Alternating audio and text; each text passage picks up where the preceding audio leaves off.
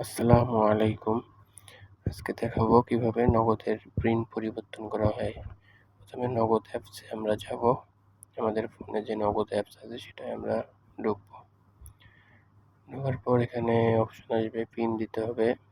আমরা আমাদের নগদের পিনটা দিব এখানে। পিন দেওয়ার পর লগইন করব।